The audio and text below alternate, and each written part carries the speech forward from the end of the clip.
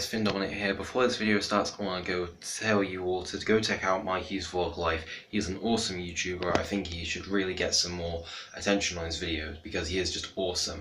Alright, without further ado, let's start.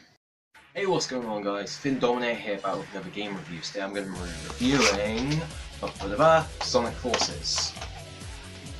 So let's get straight into it. So yeah guys, first of course I'm going to talk about the pros of the game, and then after the cons. One of the best pros about this game is your original character, even though that breaks all 34. So customizable character is something that everyone wants to do because everyone loves making Sonic the Hedgehog original characters. Whether you want to make a hedgehog, a cat, a dog, anything you want.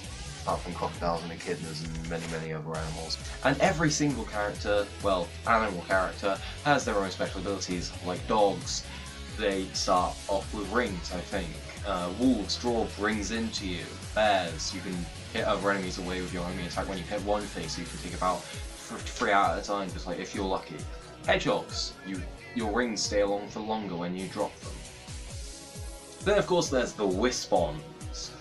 The Wispons are very useful. There's different ones that you can use for different things.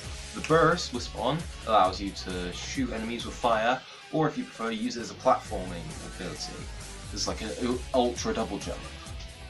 The Lightning Wispon allows you to attack with whips of lightning, and then of course use it for the light speed dash that originally only Sonic and Shadow had. The Void allows you to suck enemies in with a void that you just shoot like that, and it sucks everything and just like, see ya, and it collects rings for you. And then of course the special thing is that you just teleport really quickly somewhere else, just like that. Not sure why I was using a void, but oh well.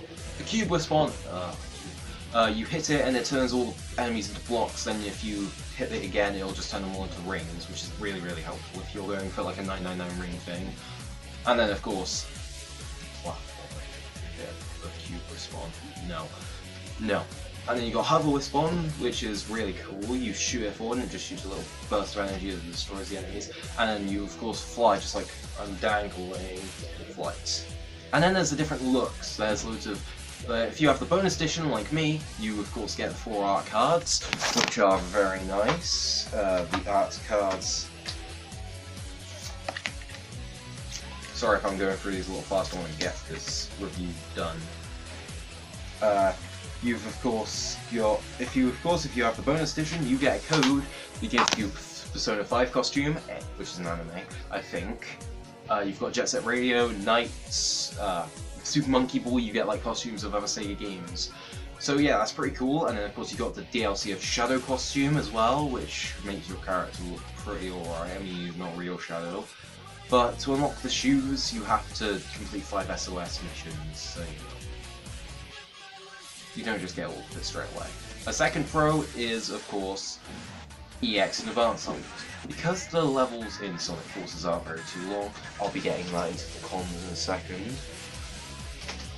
You get some extra levels by completing the levels and getting red star rings. The more red rings you get, the more EX levels you get. So yeah, that gives you an extra little bit to complete. The next bit is the music. Sonic music is always good, of course, but the best music in this game, for me, is probably either Metal Sonic's theme, the main theme, or Infinite.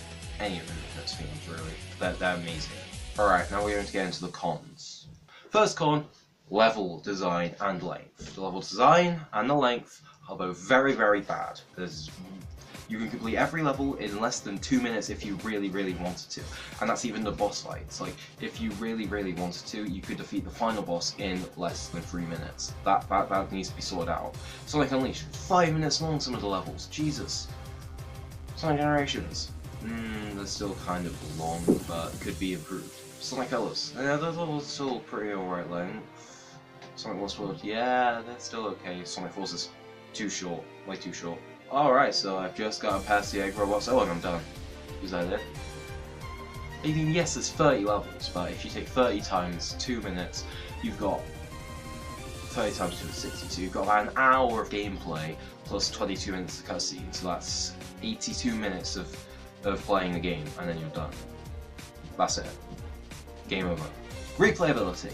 Replayability only there because of the different Wispons.